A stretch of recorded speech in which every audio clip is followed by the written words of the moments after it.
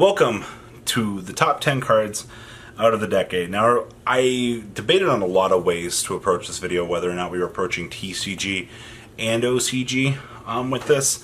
So there's going to be some give and take here between both formats and card usability on both sides of this. So it'll be a nice little interesting discussion, but this is the top 10 of the decade. Let's dig on into this, ladies and gentlemen. Let me tell you, this is going to be a ride.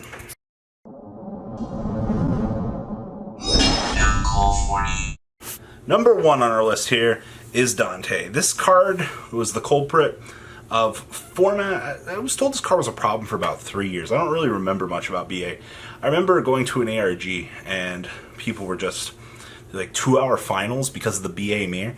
This card taxed the players in such a way that it was disgusting.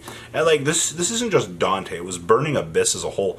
But Dante was the culprit, and for years the player base has asked for Dante to be limited. It's quite hilarious how much of this card literally has escaped this ban list and actually has been free for so long. And it's rather breathtaking to see that the community's hate for this is so amazing.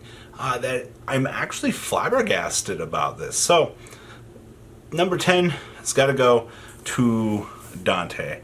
Now, next up on our list here is Norden.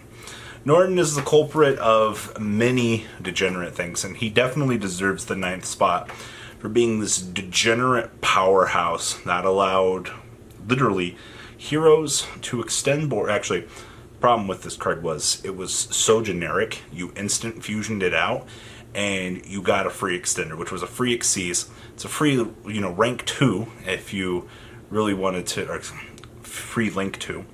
And this card was just, it was such a problem. And it started off as a Korean exclusive, by the way, eventually making its way over into the TCG. And I look at this card and I'm like, man, you are the most pain in the butt card that we've ever had to deal with.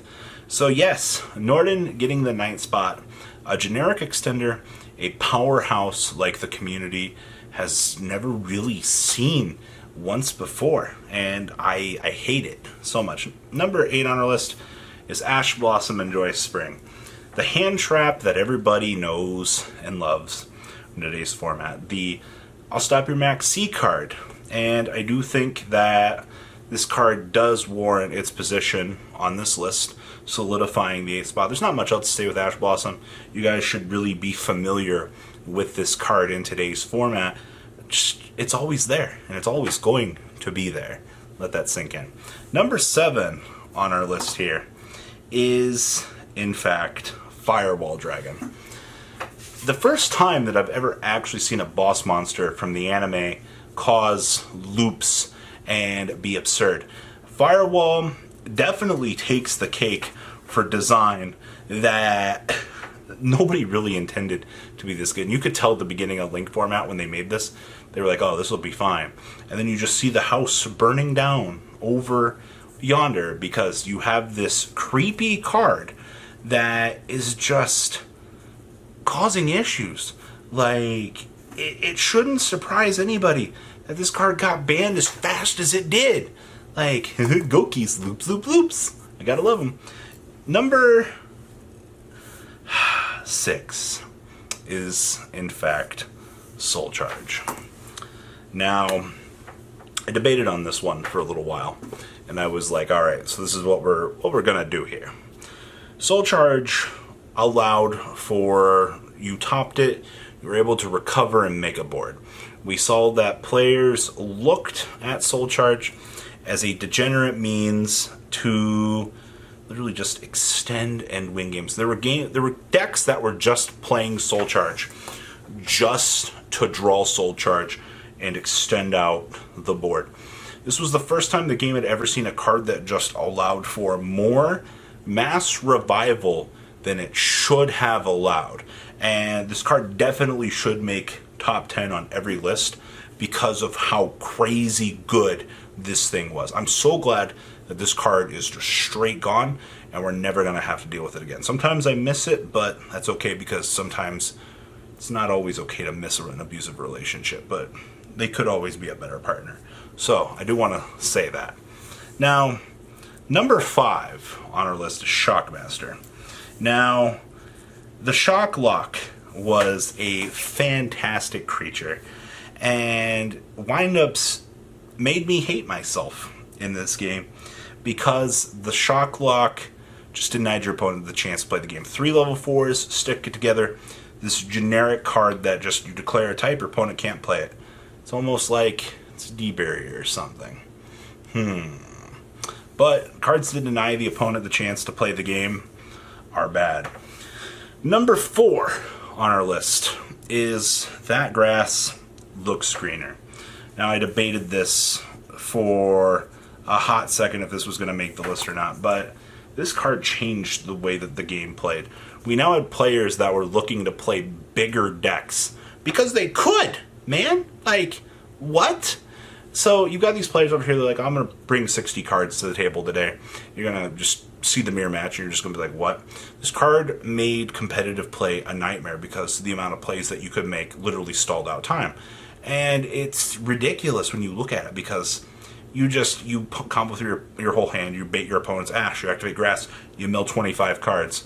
Now you just dredge from your graveyard. How in the world was that ever fair in this game?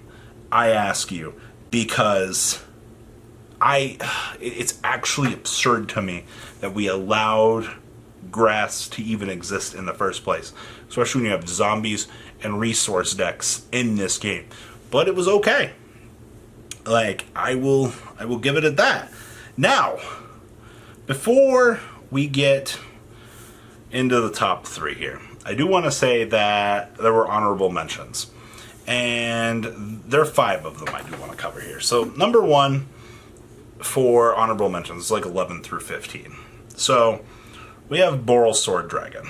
And Boral Sword, in this current day and age, is a card that gives every deck a fair chance to have this OTK machine built in. And when you look at the gameplay and the current way that this game is working right now, I think Boral Sword deserves to really be in this spot, just because of how generically good it is. And cards that change the way that the game is played, or because of their existence warping the perspective of this game, I do think that it is worth mentioning because the card is that powerful. And players that look at that card and go, ugh, yeah, I know. It's a fun time. Next up on that list is also Fairy Tale Snow. Now, the OCG's abusing this way more than we got the chance to. And the biggest thing with this is, well, it's a resource management card. It's an extender, and you can keep doing it as long as you can fuel it. And that's something that we've been seeing with the OCG as of late. They look at this card and they're like, oh, it's a free extender. Watch me do my thing. All right? And Fairy Tale Snow has definitely been the culprit of a lot more problems across the pond than here. I definitely wanted to put it into the top mention because it is one of those cards. The card definitely, it really does live up to its hype for being a degenerate pile of garbage. Now, also honorable mention goes to Needle Fiber. We don't have this yet, but looking at what it did to the OCG and, just being a generic Link Synchro monster, literally warped the perspective of their game. You saw people doing these combo OTKs where you're just climbing up free Link ladders, and you're presenting this game state that is absurd. And because of you have that warping mentality, hit behind this card, it makes the list for the OCG but not for the TCG. Some point we will get it next year, but the card is that good. And then number 4 on, excuse me, this be like 12 or something, is Azathoth. This was another card that came out from the Korean exclusive list. It's a card that we actually started to see cause a lot of problems in the game. And quite honestly, this card should be 11, but the card above this is better. Azathoth being this troublesome card that just blankets the field, says you cannot play the game. Literally, it's Shockmaster, but more generic and easier to access. It should probably be top 10, honestly. But this card warped the perspective. Once again, warps the game.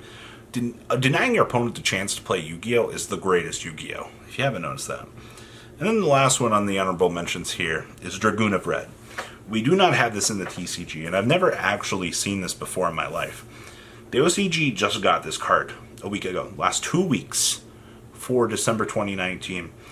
And I have never seen a game just go about this. I do want to make a dedicated video to this card. The amount of change this card has brought to the OCG in such a fast pace. And it's got Dark Magician in the card text. I've never seen such a warping card in my existence for what this is. Like, for the bricks that you're playing to achieve this level of power, it is worth mentioning. Honestly, now obviously it'll impact more in 2020, but wow, for cards released this year for the OCG, yeah. Alright, now back to the top 3, actually. So, those were the honorable mentions. Number 3 on our list here is Zodiac Dryden. Now you're probably like, really, Robbie? We're going to talk about Zodiac Dryden so high on the list. This was a tough call because when I look at Zoo, I have to give it to Dryden and Broad Bull and the deck as a whole. Sky Striker is the only other deck in the game's history that is approaching this level of evolution. And Zodiac as a whole went through 4 big changes, and the reason they got the biggest change is because we went into Link era with them, and they were able to adapt, and we got the chance to see this new combo, and they also lived through Norden. So this deck gets credited with the most evolutions and the most uniqueness alive. And the deck's durability was insane for what it actually brought to the table for it. And I have to give it to Zoo. It's only second best to number 2 on our list here, which is Engage. Engage is the second best card of the last 10 years in this game. The card has a massive access to an entire toolbox of cards. It also is named Pot of Greed. And every deck, as of late, has started going to the point of playing it because the cards that you're able to pull from that toolbox are that good. It's literally Spellbook of Judgment, but literally almost better. Like, it's actually kind of crazy. So, think about that, ladies and gentlemen. Now, 2 more honorable mentions here. Now, archetype of the year between Zodiac and between Sky Striker is, let's not beat around the bush here. You guys know about Dragon Rulers. Dragon Rulers were probably the 4 most powerful monsters that were created that work together in an archetype. I hate to say it, but Dragon Rulers, they were basically the most powerful archetype that we've ever actually seen. For what they are. I do argue that Zoo and Sky Striker does stand beside that deck at a very high pillar, but man, it's crazy to see what we actually could do with this deck if it was still around. But alas, it's not. But archetype of last 10 years, Dragon Rulers. And that also gives another honorable mention to Spellbook of Judgment as well. Judgment being this truly absurd card that just tutored out Jowgen, and just, you went to war with your opponent with just the clash of the 2 fastest decks we've ever actually seen in the game, next to Zodiac, of course. But all of this is to be said about the best card of the last 10 years. And this is a lot coming from me. Let's give it up for Maxi, ladies and gentlemen. The card that draws your whole deck out, giving you a fighting chance to play this game. TCG and OCG can agree Maxi's power is absurd. And I do think that this card really did warp the perspective of the game, not for the better. It taught us that we could punish special summoning for no reason. It was a card that, well, really ruined this game at a lot of points, I think. So Max C is by far the best card out of the last couple of years. Just let that sink in, ladies and gentlemen. Those are my top picks for what is and what shall ever be the Yu-Gi-Oh! Trading card game. 10 years of history wrapped up, ladies and gentlemen. One nice little 15-minute video. Do you guys agree or disagree? Please leave a comment down below. Tell me what you guys think. Well, I'm out, guys. Peace. The ride never truly ends. Thank you, patrons, for helping support the channel. Without you guys, I don't know if I'd still be doing this. And for those of you that like Cardfight Vanguard, FanColt40 is here for all your content needs. And those of you asking if I sell cards, mcoolgames.com for all your trading card game needs. Check the description for more interesting info. Thanks for watching, guys.